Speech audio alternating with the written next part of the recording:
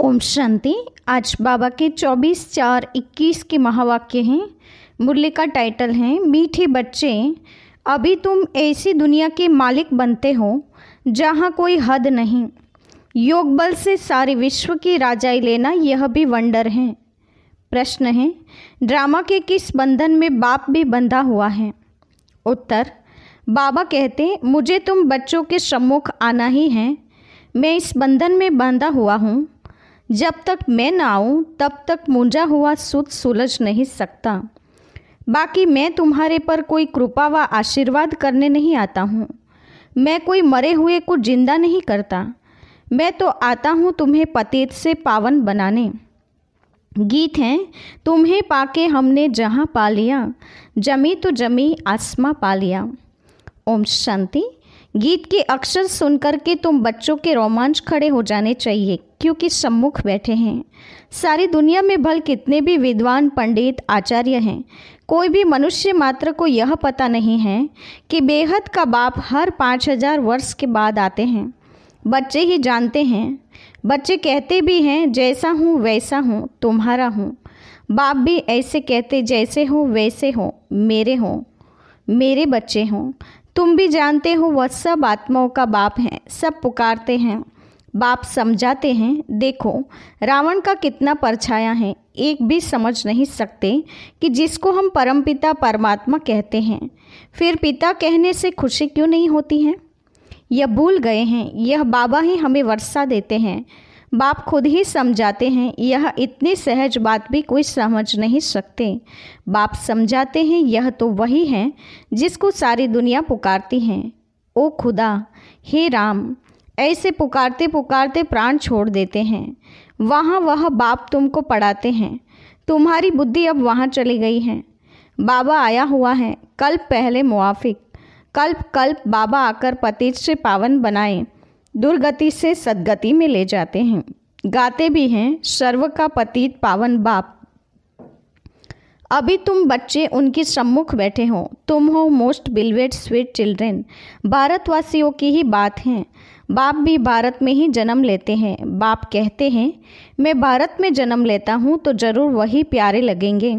याद भी सब उनको करते हैं जो जिस धर्म के हैं। वह अपने धर्म स्थापक को याद करते हैं। भारतवासी ही जानते नहीं कि हम आदि सनातन धर्म के थे। बाबा समझाते हैं भारत ही प्राचीन देश है तो कह देते कौन कहते हैं कि भारत ही सिर्फ था। अनेक बातें सुनते हैं। कोई क्या कहेंगे, कोई क्या कहेंगे।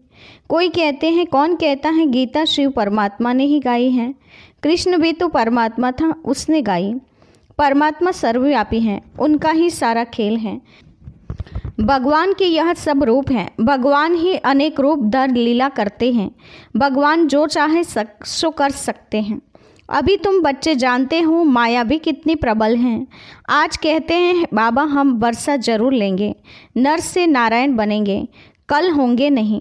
तुम जानते हो कितने चले गए, फारगती दे दी। मम्मा को मोटर से में घुमाते करते थे, आज है नहीं। ऐसे अच्छे भी माया के संग में आकर ऐसा गिरते हैं जो एकदम नीचे पड़ जाते हैं। जिन्होंने कल पहले समझा है वही समझेंगे। आजकल दुनिया में क्या लगा हुआ है और तुम बच्चे अपने को देखो क्या बनते हो। गीता सुना ना, कहते हैं हम ऐसा वर्षा लेते हैं जो हम सारे विश्व के मालिक बन जाते हैं। वहाँ कोई हद की बात ही नहीं, यहाँ हदें लगी हुई हैं। कहते हैं हमारे आसमान में तुम्हारे एरोप्लेन आएगा तो शूट कर देंगे। वहाँ तो कोई हद की बात ही नहीं रहती। यह भी गीत गाते हैं परंतु अर्थ थोड़े ही समझते हैं। तुम तो जानते हो बरोबर बाबा से फिर से हम विश्व के मालिक बन रहे हैं। अनेक बार यह 84 का चक्र लगाया है। थोड़ा समय करके दुख पाया है, सुख तो बहुत हैं। इसलिए बाबा कहते हैं तुम बच्चों को अपार सुख देता हूँ, अब माया से हारो मत। बाबा के ढेर बच्चे हैं, सब तो एक जैसे सपूत हो नहीं सकते। कोई को 5-7 बच्चे होते हैं, उनमें एक दुष्ट कपूत होते हैं तो माथा ही खराब कर देते हैं, लाखों करोड़ों रुपया उड़ा देते हैं। बाप एकदम धर्मात्मा, बच्चे बिल्कुल चट खाते में हैं। बाबा ने ऐसे बहुत मिसाल देखे हैं। तुम बच्चे जानते हो सारी दुनिया इस बेहद बाप के बच्चे हैं। बाप कहते हैं मेरा बर्थ प्लेस यह भारत है। हर एक को अपनी धरनी का कदर रहता है। दूसरी कोई जगह शरीर छोड़ते हैं तो फिर उनको अपने गांव में ले जाते हैं। बाप भी भारत में ही आते हैं। तुम भारतवासियों को फिर से बेहद का वर्षा देते हैं। तुम बच्चे कहेंगे हम फिर से सो देवता विश्व के मालिक बन रहे हैं। हम मालिक थे, अब तो क्या हाल हो गया है। कहाँ से कहाँ आकर पड़े हैं। 84 जन्म भोगते भोगते यह हाल आकर हुआ है। ड्रामा को तो समझना है ना। इसको कहा जाता है हार और जीत का खेल। भारत का ही यह खेल है, इसमें तुम्हारा पार्ट है। तुम ब्राह्मणों का सबसे ऊंचते ऊंच पार्ट है इस ड्रामा में। तुम सारे विश्व के मालिक बनते हो। तुम सुख भोगते हो। तुम्हारे जितना सुख और कोई भोग नहीं सकते। नाम ही है स्वर्ग, यह है नर्क। यहाँ के सुख कागविष्टा समान हैं। आज लखपति हैं, दूसरे जन्म में क्या बनेंगे कुछ पता थोड़ी है। यह है पाप आत्माओं की दुनिया, सतयुग है पुण्य आत्माओं की दुनिया। तुम पुण्य आत्मा बन रहे हो तो कभी भी पाप नहीं करना चाहिए। हमेशा बाबा से सीधा चलना चाहिए। बाप कहते हैं मेरे साथ धर्मराज सदैव है ही। द्वापर से लेकर सतयुग त्रेता में मेरे साथ धर्मराज नहीं रहता। द्वापर से तुम मेरे अर्थ दान पुण्य करते आ रहे हो। ईश्वर अर्पण करते हैं ना। गीता में श्री कृष्ण का नाम डालने से लिख दिया है। श्री कृष्ण अर्पण कहना ठीक है, श्री गणेश अर्पण कहने से कुछ भी मिलेगा नहीं। फिर भी भावना का कुछ न कुछ देता आया हूँ सबको। मुझे तो कोई जानते ही नहीं। अभी तुम बच्चे ही जानते हो। हम सब कुछ श्री बाबा को समर्पण कर रहे हैं। बाबा भी कहते हैं हम आए हैं आपको 21 जन्म का वर्षा देने। अभी है ही उतरती कला। रावण राज्य में जो भी दान पुण्य आदि करते हैं पाप आत्माओं को ही देते हैं। उतरती कला ही जाती हैं। करके कुछ मिलता भी है तो अल्पकाल के लिए। अब तो तुमको 21 जन्म के लिए मिलता है। उनको कहते हैं राम राज्य। ऐसे नहीं कहेंगे, वहाँ ईश्वर का राज्य है।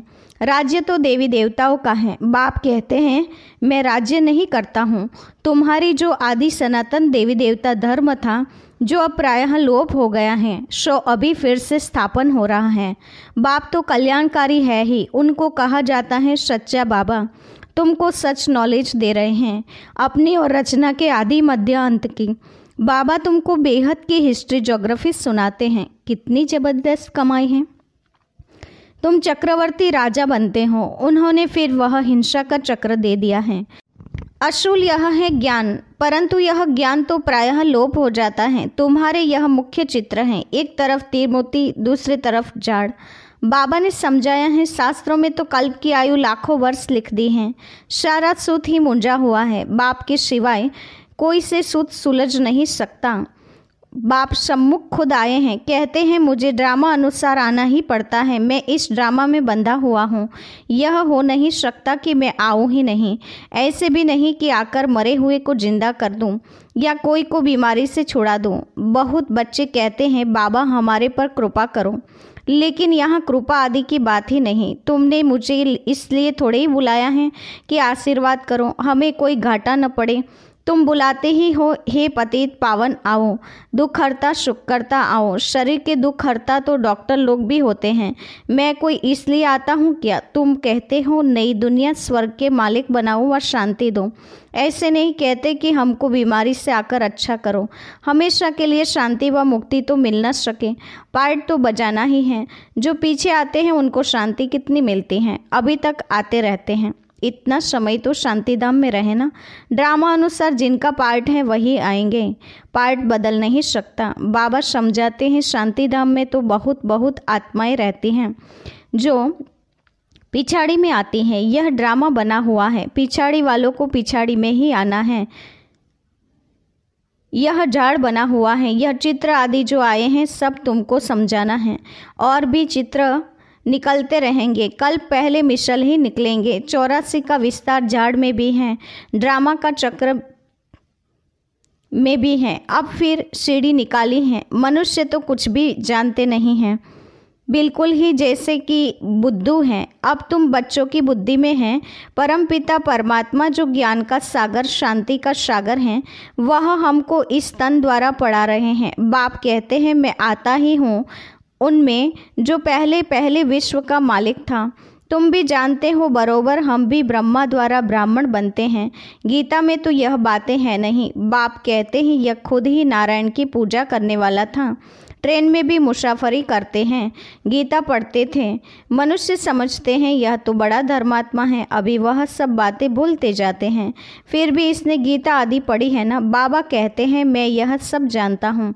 अभी तुम यह विचार करो कि हम किसके आगे बैठे हैं, जिससे विश्व के मालिक बनते हो, फिर उनको घड़ी घड़ी भूल क्यों जाते हो। बाप कहते हैं तुमको 16 घंटे फ्री देता हूँ, बाकी अपनी सर्विस करो। अपनी सर्विस करते हो गोया विश्व की सर्विस करते हो। इतना पुरुषार्थ करो जो कर्म करते कम से कम 8 घंटा बाप को याद करो। अभी सारे दिन में 8 घंटा याद कर नहीं सकते। वह अवस्था जब होगी तब समझेंगे यह बहुत सर्विस करते हैं। ऐसे मत समझो हम बहुत सर्विस करते हैं, भाषण बहुत फर्स्ट क्लास करते हैं, परंतु योग बिल्कुल नहीं है। योग की यात्रा ही मुख्य है। बाप कहते हैं सिर पर विकर्मों का बोझा बहुत है, इसलिए सवेरे उठकर बाप को याद करो। 2 से 5 तक है फर्स्ट क्लास वायुमंडल। आत्मा रात को आत्मा अभिमानी बन जाती है, जिसको नींद कहा जाता है। इसीलिए बाप कहते हैं जितना हो सके बाप को याद करो। अब बाप कहते हैं मन मना भव, यह है चढ़ती कला का मंत्र। अच्छा, मीठी मीठी सिकी लदे बच्चों के प्रति माता पिता बाप दादा का याद प्यार और गुड मॉर्निंग। रूहानी बाप की रूहानी बच्चों को नमस्ते। हम रूहानी बच्चों की रूहानी माता पिता बाप दादा को याद प्यार और नमस्ते। पूरी मुरली के लिए धारणा युक्त मुख्य सार। पहले पॉइंट, बाप से सीधा और सच्चा होकर चलना है।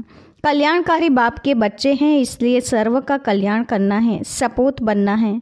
कर्म करते भी कम से कम 8 घंटा याद में जरूर रहना है। याद ही मुख्य है, इससे ही विकर्मों का बोझ उतारना है।